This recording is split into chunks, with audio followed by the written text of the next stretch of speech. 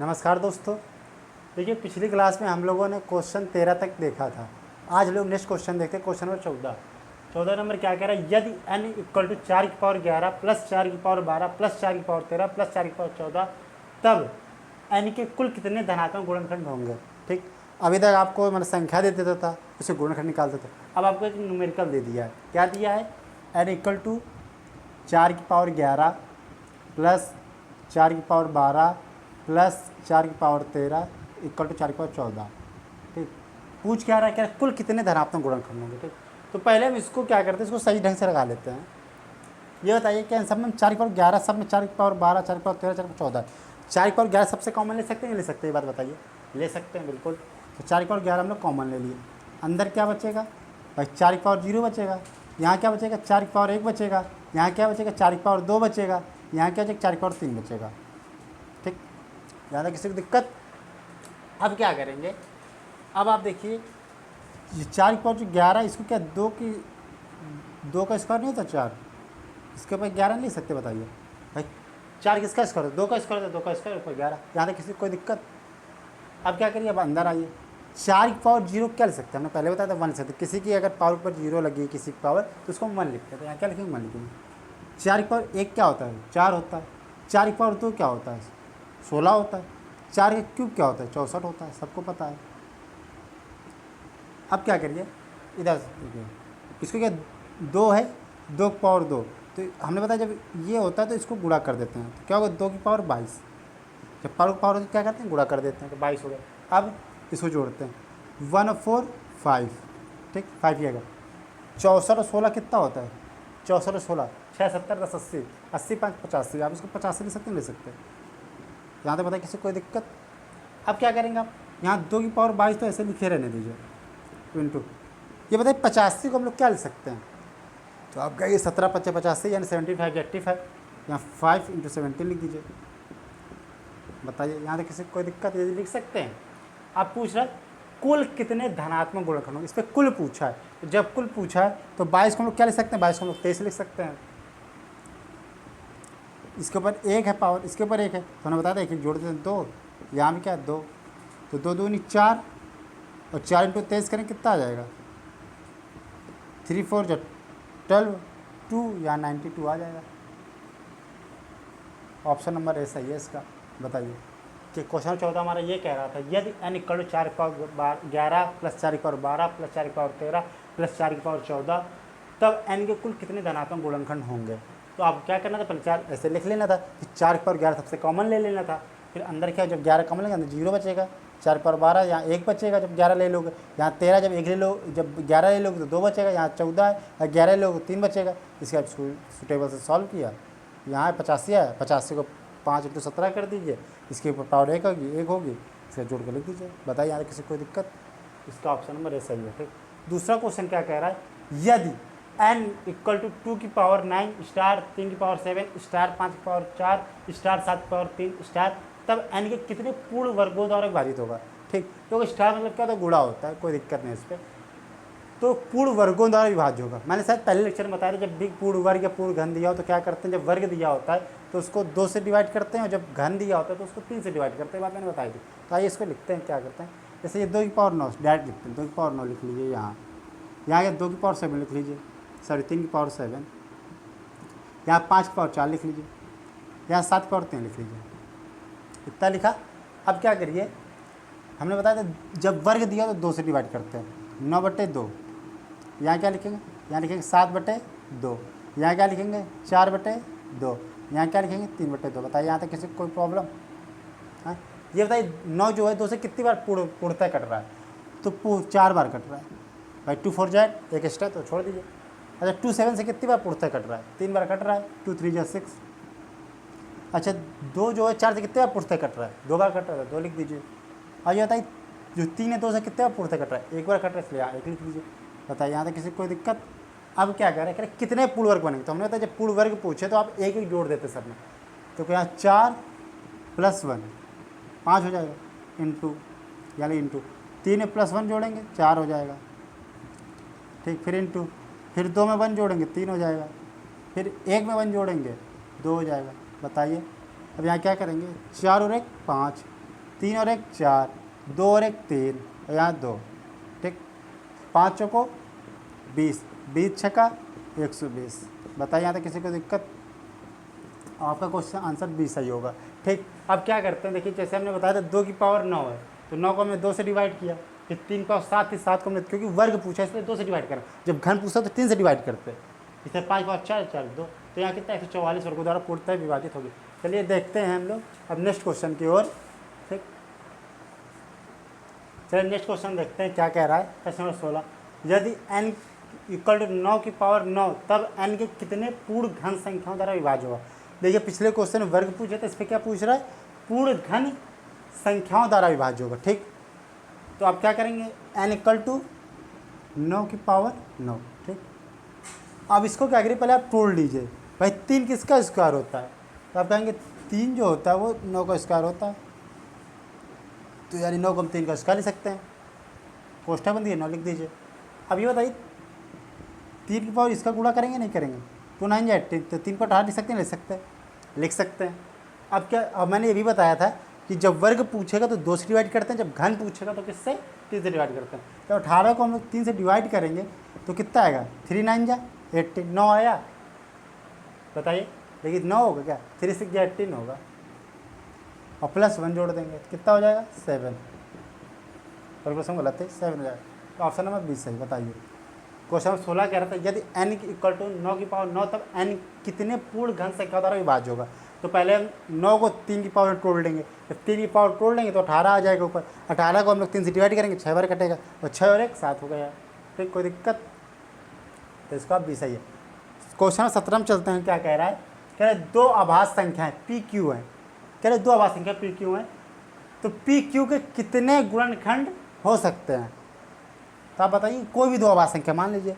अब भाई अब आपको हमने बताया था, अब आप बताइए एक आभास संख्या है कि भाज्य संख्या है, तो एक ना अभाज्य है ना भाज्य है, 2 संख्या अभी आगे बताएंगे। इसके बाद देखिए तो आभास संख्या जो है 2 से स्टार्ट होती है, 2 होती है जिसके सिर्फ 2 गुणनखंड हो, एक स्वयं हो और एक हो। तो क्या होगा, मान लीजिए आपने कोई भी लेट कर लीजिए, जैसे 2 2 3 लेट कर लीजिए, भाई दोनों आभास संख्या, ठीक।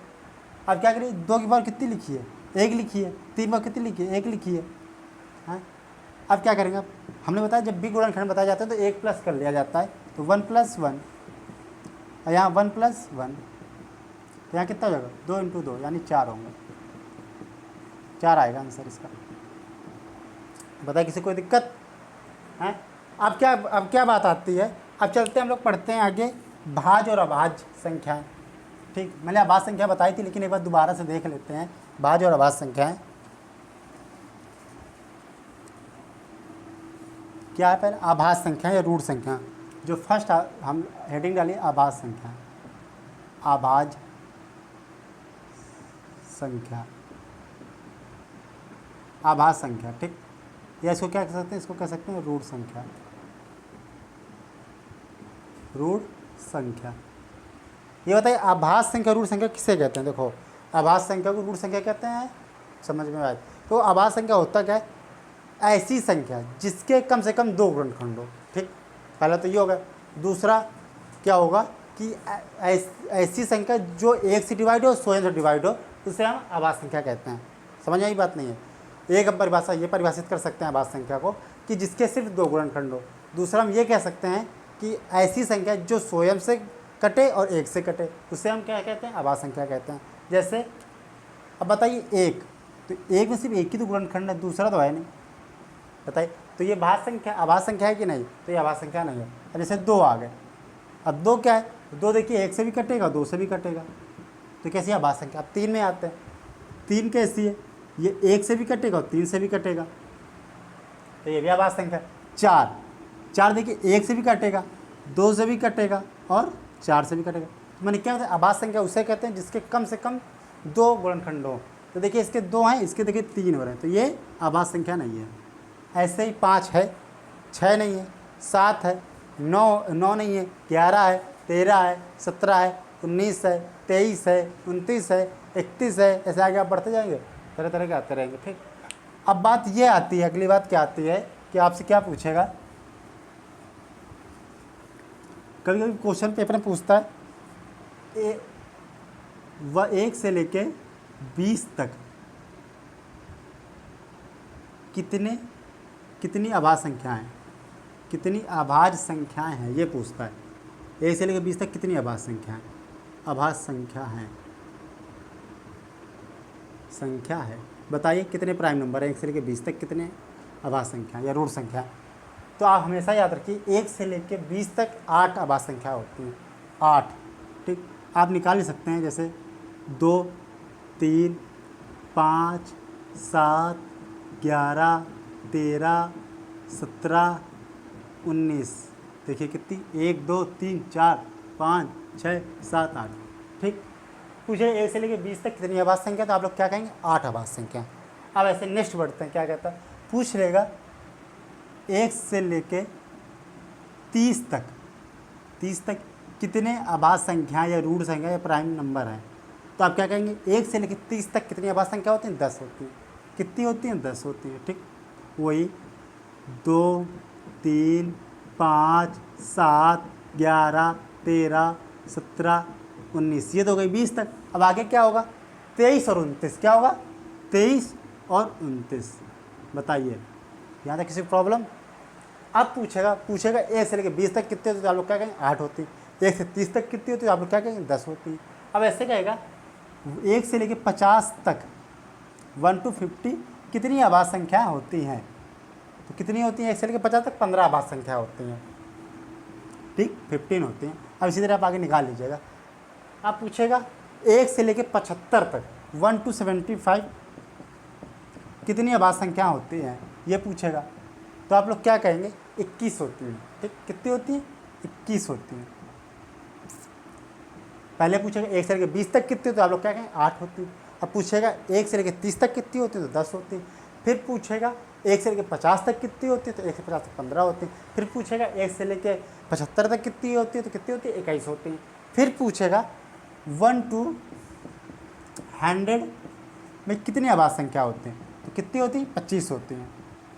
ठीक, 1 to 100 कितनी होती है, 25 होती हैं। फिर इसके बाद पूछेगा 1 से लेकर 1000 तक कितनी अभाज्य संख्या होती हैं, तो 168 होती है। कितनी होती है, 168 होती है। ठीक, अब आपसे क्वेश्चन कैसे पूछेगा, मान लो कभी पूछ लिया 1 से लेकर 80 तक कितनी अभाज्य संख्या होती हैं, तो अब क्या करेंगे, आपको देखो याद पता है कि 21 होती हैं। ऑप्शन क्या क्या दिया रहेगा, जैसे दे देगा 1 से लेकर 80 तक अभाज्य संख्या बताइए। ठीक, प्राइम नंबर तो आपको मोटी बात दे देगा, मान लो 21 दे देगा, 25 दे देगा, ठीक, या 22 दे देगा, या मान लो 23 दे देगा। अब आप क्या करेंगे, कौन सा ऑप्शन सही है। ठीक, अब 1 से 75 तक 21 है, 76 की अभाज्य संख्या है, नहीं है। 77 नहीं है क्योंकि 11 से कटती है। 78 नहीं है क्योंकि 2 से कट रही। 79 है। ठीक, तो जब 79 है तो एक की तो जोड़ेंगे आप 1 से लेकर 80 तक, तो 22 होंगे। तो इसलिए ऑप्शन कौन सही होगा, बी होगा। इसलिए थोड़ा इनको याद करना जरूरी होता है, क्योंकि आप एक आगे का देख सकते हैं। मान लो 1 से लेकर 40 तक पूछ लेंगे तो आगे आप अंदाजा ला लेंगे 43 होती है, और क्या होती है, और 49 कटता सिर्फ 43 एक बढ़ जाएगी, ऐसा बदला जाता है। तो बताइए एक बार दोबारा बोलिए, 1 से लेकर 20 तक अभाज्य संख्या कितनी होती है, 1 से 20 तक 8 होती है। 1 से 30 तक कितनी होती है, 1 से 30 तक 10 होती हैं। इससे पूछेगा 1 से 50 तक कितनी होती हैं, तो 1 से 50 तक 15 होती हैं। फिर पूछेगा 1 से 75 तक कितनी होती हैं, 21 होती है। 1 से 100 तक कितनी होती है, तो क्या बोलेंगे, 25 होती है। फिर पूछेगा 1 से लेकर 1000 तक कितनी, 168 होती हैं। बताइए यहाँ तक किसी को प्रॉब्लम। अब क्या पूछता है, इसके बाद ये तो हो गया, ठीक है, अभाज्य संख्या। अब अभाज्य से क्वेश्चन आता है, मतलब प्रीवियस ईयर पेपर में पूछा गया, ऐसा सीटेड भी पूछा गया था टीचिंग एग्जाम में, और एसएससी में तो पूछा ही जा चुका है 2-3 बार। अभाज्य युग्म क्या पूछता है, अभाज्य युग्म। ठीक, अभाज्य युग्म, जैसे वो रूढ़ युग्म कह सकते हैं, अभाज्य को रूढ़ भी कहते हैं, या ट्विंस प्राइम कहते हैं। क्या कहते हैं, ट्विंस प्राइम, इंग्लिश में ट्विंस प्राइम।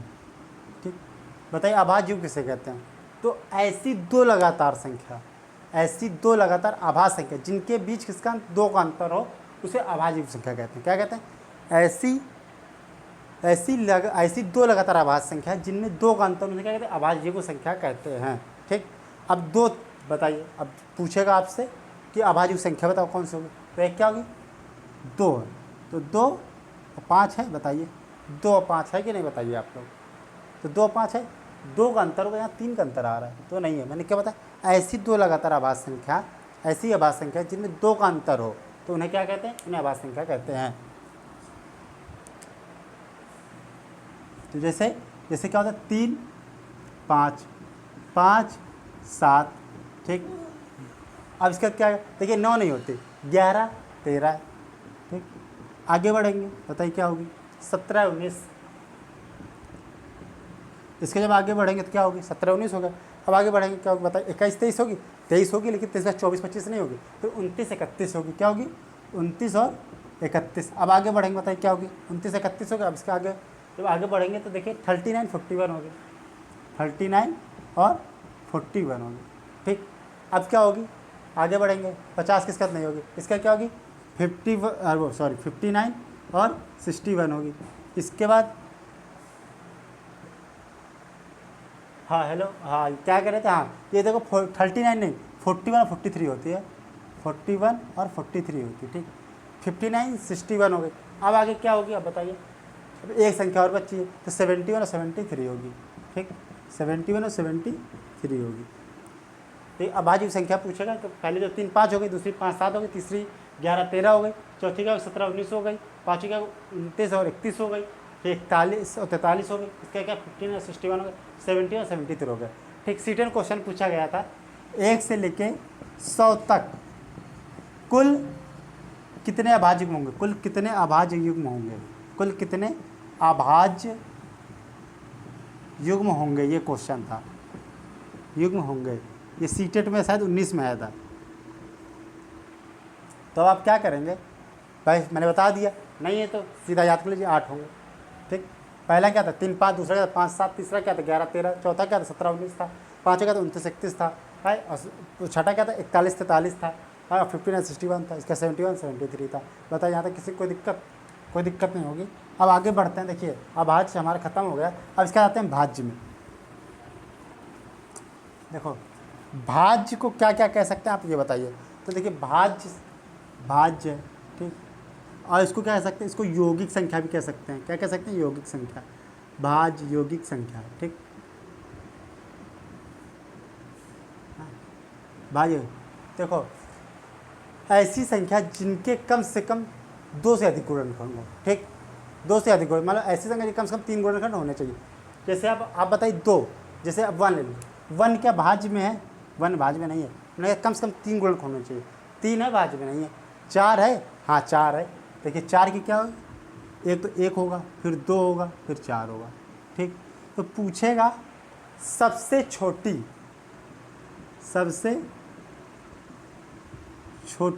भाज्य संख्या कौन सी है, तो सबसे छोटी भाज्य संख्या कौन सी है बताइए, सबसे छोटी भाज्य संख्या 4 होगी। कौन सी होगी, 4, ठीक। इसके बाद पूछता है 1 से लेके 100 तक कितने भाज्य संख्या होंगे, कितनी भाज्य संख्या होंगे, ये पूछता है, कितनी भाज्य संख्या होंगे ये पूछता है। तो इसके लिए आप क्या करेंगे, 74 होता है, बताइए। है पूछेगा सबसे छोटी भाज्य संख्या कौन सी है, 4 है। पूछेगा 1 से लेकर 100 तक कितनी भाज्य संख्या होती है, 74 होते हैं। ये चीज़ याद करने पॉइंट होते हैं, इनको नोट बना के लिख लीजिएगा, ठीक। सबसे छोटी भाज्य संख्या आपको पता है, लेकिन जब आपको परिभाषा पता है तो ऑटोमेटिक बता देंगे। जैसे 1 से 100 तक कितनी भाज्य संख्या, वहाँ गिनने तो बैठेंगे नहीं, सीधा है कि 74 होती है। अब क्या बात आती है, अब अगला देखते हैं। देखिए मैंने आपको पहले अभाज्य संख्या होता है, भाज्य संख्या था। अब एक होता है सहअभाज्य संख्या। क्या होता है, सहअभाज्य संख्या, यानी इसको क्या कहते हैं, सहअभाज्य संख्या। ऐसी 2 संख्याएं जो एक दूसरे का भाग ना जाए, ठीक, एक दूसरे का भाग ना जाए और एक ही साथ लिखी जाए, उन्हें क्या कहेंगे, उन्हें कहते हैं सहअभाज्य संख्या। जैसे आपको दे दीजिएगा 5 और 13, देखिए 5 और 13 सहअभाज्य संख्या, ठीक, सहअभाज्य संख्या, सहअभाज्य संख्या मतलब ऐसी 2 संख्याएं जिनमें कोई एक दूसरे डिवाइड ना हो एक के अलावा, तो उन्हें क्या कहते हैं, सहअभाज्य संख्या कहते हैं। जैसे 5 और 13, और इस पर कोई जरूरी नहीं कि सम विषम हो, मतलब ऐसी कोई भी 2 संख्या जिस पे आपस में भाग ना जाए। जैसे 5 13 में जाता, जैसे 9 11 में नहीं जाएगा, ठीक। तो इसी क्या सहअभाज्य संख्या कहते हैं। और जैसे आपको अब जैसे आप 3 और 6 लिख लो, लेकिन ये सहअभाज्य संख्या में नहीं आएगा। क्यों नहीं आएगा, क्योंकि 3 1 जा 3 और 3 2 जा 6। सहअभाज्य संख्या क्या, ऐसी 2 संख्या जो आपस में कटे ना, और ये कोई जरूरी नहीं कि वो सम हो विषम हो कोई भी हो, लेकिन वो आपस में कटनी नहीं चाहिए, उसको क्या कहते हैं, सहअभाज्य संख्या कहते हैं। अब इसके बाद क्या आती है, इसके बाद अगला पढ़ते हैं संपूर्ण संख्या, यानी परफेक्ट नंबर। क्या कहते हैं, परफेक्ट नंबर। यानी इसको क्या कहते हैं, संपूर्ण संख्या। ठीक, संपूर्ण संख्या। देखिए संपूर्ण संख्या या परफेक्ट नंबर किसे कहते हैं, ऐसी संख्या के गुणनखंड, ठीक, गुणनखंडों का योग स्वयं को छोड़कर उसके बराबर आ जाए तो उसे संपूर्ण संख्या कहते हैं। समझ में आई बात, नहीं आई होगी। मतलब कोई भी ऐसी संख्या है, जैसे मान लो 6, मैंने क्या होता है 6, ठीक, इसके गुणनखंड क्या होंगे, 1 होगा, 2 होगा, 3 होगा, 6 होगा। ठीक, स्वयं को छोड़कर, हमने क्या था, स्वयं को छोड़कर उस गुणनखंडों का योग उस संख्या के बराबर आ जाए, क्या उस संख्या के बराबर आ जाए तो क्या होती है, संपूर्ण संख्या होती है। तो 1 3 1 6, बताइए ऐसी संख्या के गुणनखंड करिए उस संख्या को छोड़कर अगर उनके गुणनखंडों का योग उस संख्या के बराबर आ जाता है तो संपूर्ण संख्या होती है। बताइए, पूछेगा, ये क्वेश्चन पेपर में पूछा गया है कि निम्न में से कौन संपूर्ण संख्या से 6 दे देगा, 8 दे देगा, 24 दे देगा, 22 दे देगा, तो वहाँ 6 होगा। या कभी कभी ऐसे भी क्वेश्चन पूछ लिया जाता है, एक अंक की, क्या, एक अंक की संपूर्ण संख्या बताइए, एक अंक की संपूर्ण संख्या, एक अंक की संपूर्ण संख्या। तो एक अंक की संपूर्ण संख्या क्या होती है, 6 होती है। लेकिन आपसे पूछेगा 2 अंक की संपूर्ण संख्या, तो 2 अंक की संपूर्ण संख्या क्या होगी, 28 होती है।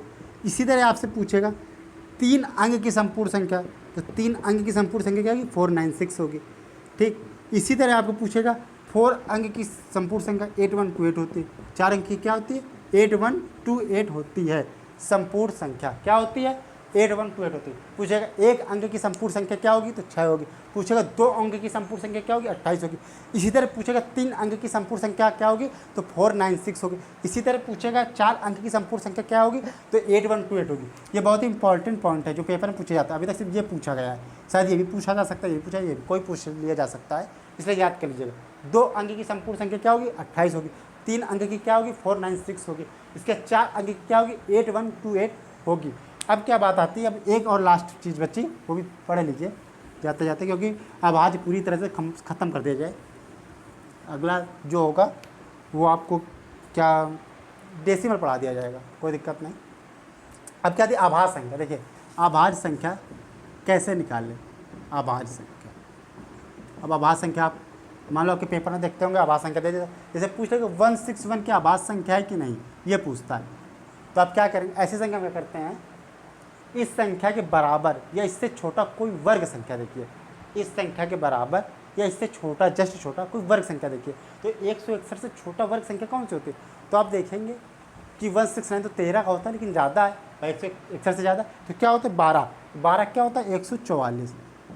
ठीक, मैंने क्या बताया, जब भी कोई संख्या दी है तो उस संख्या की वर्ग संख्या देखिए, उससे छोटा है उसके बराबर, उससे छोटा या उसके बराबर। तो आप देखेंगे 144 है। अब क्या करेंगे, 161 को आप किसका, इसका 12 का स्क्वायर लिख लीजिए। ठीक, ये लिख लिया, या तो अब 12 से जितनी छोटी आभाज्य संख्या सबको लिखिए।